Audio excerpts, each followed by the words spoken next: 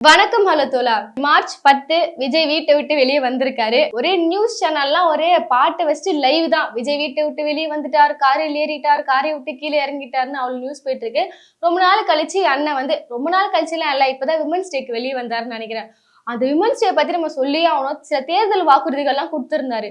இன்னும் அதெல்லாம் யாராவது நம்பி இருந்தீங்கன்னு வச்சுக்கோங்களேன், விஜய் வந்து அதெல்லாம் செஞ்சு கொடுத்துருவாரு, விஜய் வந்தா நம்ம வந்து நல்ல நிலைமைக்கு போயிடுவோம், மோதிரம் போடுவாரு, நம்மளுக்கு தாலிக்கு தங்கம் கொடுப்பாரு, அந்த விஷயங்கள்லாம் இன்னும் யாராவது நம்பி இருந்தீங்கன்னா தாய்மார்களே பெண்களே தயவு செஞ்சு விழிச்சுக்கோங்க. அதெல்லாம் ஓட்டுக்காக அவர் பேசின போலியான பிரச்சாரங்கள் தான். டிவிக்கோட விமன்ஸ் டே பத்தி அவர் ஸ்கீம்ஸ் பத்தி நம்ம தனி வீடியோ போட்டிருக்கோம், அதை பார்த்துட்டு வந்துருங்க.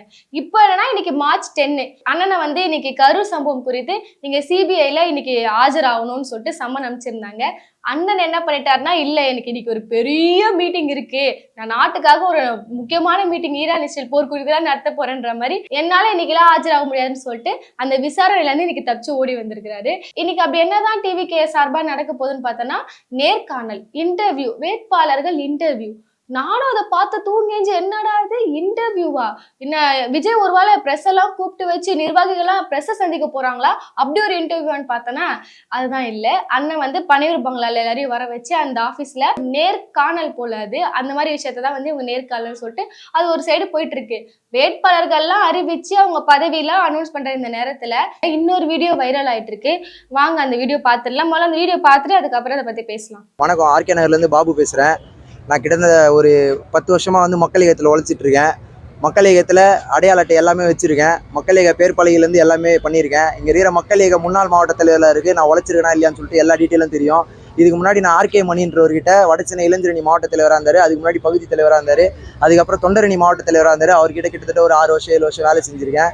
கடுமையான உழைப்பில் 2017 இன்னைக்கு வந்து எல்லாருமே பூத் கமிட்டின்றாங்க. நாங்கள் மக்கள் இயக்கத்திலே பூத் கமிட்டி வேலை பார்த்துருக்கேன் 2017 பார்த்தோன்னா பயங்கரமா உழைச்சிருக்காப்புல. மக்கள் இயக்கத்து விஜய் மக்கள் இயக்கத்துல கிட்டத்தட்ட 10 வருஷம் எனக்கு தெரிஞ்சு நல்லா அங்க இங்கன்னு எல்லா வேலையும் இழுத்து போட்டு செஞ்சிருப்பாப்புல. ஒரு கோவம் ஆதங்கத்திலே தெரியுது. எனக்கு தெரிஞ்சு இன்னைக்கு வேட்பாளர் மீட்டிங்ல இந்த நபருக்கு சரியான ஒரு போஸ்டிங் கொடுத்துருவாங்கன்னு நினைக்கிறேன். பாப்பா என்ன சொல்றாருன்னு. மக்கள் இயக்க உறுப்பினர் கால இருந்து எல்லாமே வச்சிருக்காங்க. தமிழக வெற்றி கழகமா தொடர்ந்து இந்த 42வது வட்டத்தில் மட்டும் குறைஞ்சது என் சைட்லேருந்து ஒரு 12 கிளைக்கழகம் திறந்துருப்பேன். அந்த கிளைக்கழகம் எல்லாமே இன்னமும் இருக்கு. ஆனால் மாவட்ட செயலாளருக்கும் நம்மளுக்கும் என்னன்னா சில கேள்வியில் போகும்போது முரண்பாடாக போயிட்டு இருந்தது. என்னன்னா தலைமையை நோக்கி போகிறேன், தலைமையில் பொதுச் செயலாளரை பார்த்து சந்திக்கிறேன். பொதுச் செயலாளர் வந்து இவன் உழைச்சிருக்காண்டா, இவனுக்கு இந்த பொறுப்பை போட்டுக்கிறான்னு சொல்லி அனுப்பிட்டாரு. உழைச்சவன் நாங்கள் ஒரு பதவி கூட வாங்காமல் ரோட்டில் நிற்கிறோம். ஆனால் இன்னைக்கு வந்தவனுங்க 2-3 பதவி தானே. அவரோட ஆதரவாளர்லாம் இருக்கணுன்றாருண்ணே. அவர் சொல்றதை கேட்கணும், அவர் செய்யறதை பண்ணணும். யாருன்னா இப்போ அவர் பிறந்த நாள் கொண்டாடினாருண்ணே, எவ்வளவு தெரியுமா, கிட்டத்தட்ட ஒரு 3 லட்ச ரூபா செலவாச்சுன்னா. இந்த நபரை பத்தி பார்த்தோன்னா வட சென்னையில ஆர்கே நகர் தொகுதி போல கிட்டத்தட்ட 10 வருஷம் மக்கள் இயக்கத்துல இருந்து எல்லா வேலையுமே செஞ்சிருக்காரு போல. இவர் தலைமையில இவரே ஒரு 13 கிளைகள் கிட்ட உருவாக்கி கொடுத்துருக்குன்ற அளவுக்கு இவரோட உழைப்பு அந்த கட்சிக்கு அவ்வளோ பலமா இருந்திருக்கு. இவரோட பேச்சுல இருக்க ஆதங்கம் என்ன தெரிய வருதுன்னா, இவ்வளோ நாளா உழைச்ச இந்த பாபுன்ற நபருக்கு இந்த வாட்டி கட்சியில எந்த ஒரு பொறுப்புமே தரப்படவில்லை.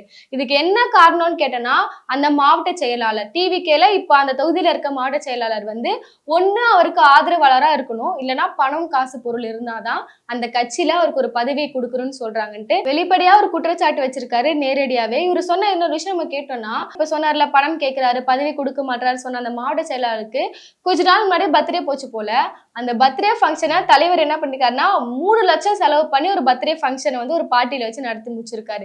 இதுதான் அந்த நபர் என்ன கேள்வி கேட்கிறாருன்னா, அது எல்லாமே நிர்வாகிகள் காசா, எல்லாமே நிர்வாகிகள் காசை வாங்கி 3 லட்சம் செலவு பண்ணி இந்த 7 கழுத வயசான இந்த காலகட்டத்துல மண்டபத்துல வச்சு பார்ட்டி ஹால்ல ஒரு ஃபங்க்ஷன் நடத்தி முடிச்சிருக்காரு. அந்த ஆதகத்தை அவர் வெளிப்படுத்துறாரு. எல்லாமே நிர்வாகிகள் காசு, அந்த காசு இருந்தா மக்களுக்கு நம்ம ஏதோ ஒரு நல்ல வேலை செஞ்சு போயிருக்கலாம். அந்த ஆர்கே நகர் தொகுதியிலேயே மக்கள் கிட்ட வந்து டிவிகேன்னு ஸ்பீடா போய் சேர்ந்திருக்கோம். அதெல்லாம் செய்யாம காசெல்லாம் வாங்கி இப்படி பர்த்டே ஃபங்க்ஷன் நடத்தி முடிக்கிறாரு. இவரெல்லாம் ஒரு மாவட்ட செயலரா இன்னும் கட்சி வச்சுன்னு இருக்கு. இன்னொரு விஷயம் பார்த்தோன்னா, இந்த மாதிரி அண்ணன் பாருங்க கட்சியில இவ்வளவு கேடு கெட்ட விஷயங்கள்லாம் நடக்குது, பதவிக்கு இவ்வளவு பண்றானுன்னு சொல்லிட்டு தலைமை கிட்டே போய் நான் தெரிவிச்சுதான் நேரடியா நான் தலைமைக்கு போனதா ஒரு விஷயம் சொல்றாரு. தலைமை கிட்ட போனதான் எங்க விஜய் அண்ணா எங்க தளபதி என்ன பண்ணிருப்பாரு, இவ்வளவு வருஷம் எனக்காக உழைச்சிருக்கியா, யார் அந்த மாவட்ட செயலாளரை போய் கூட்டிட்டு வா, மாவட்ட செயலாளர் என்ன சொல்றது, நான் சொல்றேன் நீ இந்த போஸ்டிங்ல இங்க நில்லு, இந்த கட்சிக்காக இந்த வேலையை செய்யும் சொல்லிட்டு அப்படின்னு அரவணைச்சிருந்தா அது ஒரு நல்ல தலைமை. ஆனா தலைமை வந்து அந்த விஷயத்த பண்ணல. இன்ன வரையுமே அவருக்கு எந்த ஒரு பதவியுமே இல்லாம தான் இருக்காரு. நிறைய வாட்டி போய் ஒரு கான்டாக்ட் பண்ணிருக்காரு போல. அடுத்ததான் இன்னொரு விஷயம் சொல்றாரு, பொதுச் செயலாளர், கட்சியின் பொதுச் செயலாளர் இப்ப யாருன்னு பார்த்தோன்னா நம்ம புசி அண்ணன். புசி அண்ணன் கிட்டே போயிட்டு இந்த விஷயத்த சொல்லியிருக்காரு. அண்ணன் வந்து சீருப்பா அந்த பாபுக்கு ஒரு பதவி போட்டு கொடுப்பா அப்படின்ற மாதிரி ஒரு அமுச்சு விட்டு இருக்காரு. அதையும் அவர் சொல்லி காட்டுறாரு. இந்த டைம்ல நம்ம புஷி அண்ணன் பேசின ஒரு பிளாஷ்பேக் ஒண்ணு பார்த்துட்டு வந்துடலாம். தலைவர் ஜாதி பார்க்கல, பணம் பார்க்கல, யாரெல்லாம் உழைத்தார்களோ அவர்களுக்கு தான் பதவி கொடுத்த ஒரே கட்சி தமிழக வெற்றி கழகம் மட்டும்தான். எப்படி நம்ம கட்சியில மட்டும்தான் நம்ம தலைவர் பணம் காசெல்லாம் எதிர்பார்க்காம சைக்கிள்ல வந்தவனுக்குலாம் கூட ஒரு பதவியை போட்டு கொடுத்தது நம்ம தமிழக வெற்றி கழகத்தால மட்டும் தான் முடியும். எப்படின்னு அவங்களால இந்த மாதிரி மேடையை போட்டு பேச முடியுதுன்னே எனக்கு தெரியல.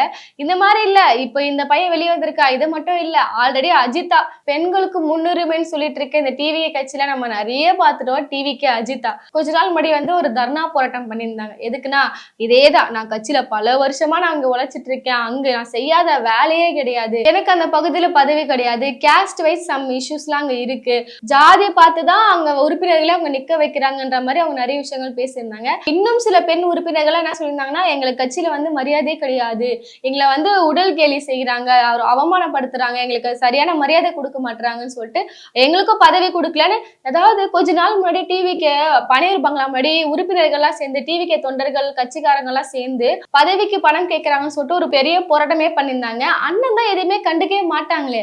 அதாவது இவ்வளவு வெயிட் பண்ணி பார்த்து அஜிதா ஒரு கடத்துல நம்ம பார்த்தோம், விஜயோட காரை போயிட்டு வெளி மறிச்சிட்டாங்க. ஐயோ நில்லு இறங்கு, அது என்ன நீ என்ன பண்ணாலும் எதை பத்தி நீ பேசவே மாட்டேங்கிற. ஆனா அண்ணன் என்ன பண்ணாரு, நீ எதனா ஆயினு போ, நான் பக்கத்துல தொண்டர்கள் குழந்தைங்களை வச்சு ஓடின்னு வந்தாலே நான் நிக்க மாட்டேன், நீ என்ன என் காரை மறிக்கிறேன்னு சொல்லிட்டு அண்ணன் ஸ்பீடா எடுத்துன்னு போயிட்டாரு. அந்த பொண்ணு அதோட மைக் அடிச்சு ஊந்து இன்னும் சூசைட் அட்டம் எல்லாம் பண்ணிருக்காங்க அந்த அஜிதா. அவங்களே வந்து விஜய் போய் பார்க்கல, எதுவுமே பண்ணல. உங்க கட்சியில இருக்க ஒரு பெண் நிர்வாகி பதவி கேட்டு இவ்வளவு விஷயங்கள் பண்றாங்க, அட்லீஸ்ட் நீங்க பதவி கொடுக்கலனாலும் அவங்கள கூப்பிட்டு பேசுறதுன்னு ஒரு விஷயம் இருக்குல்ல. கட்சியில என்ன கொஞ்ச நாள் ஏறிமா, நான் அவங்களை ஏதாவது ஒரு போஸ்டிங் தரேன், எதுக்கு இந்த மாதிரி சூசைட் வரையெல்லாம் போறீங்க, அந்த விஷயங்கள்லாம் அண்ணன் பண்ணவே இல்லை. இந்த மாதிரி எவ்வளவு கேள்விகள் இருக்கு.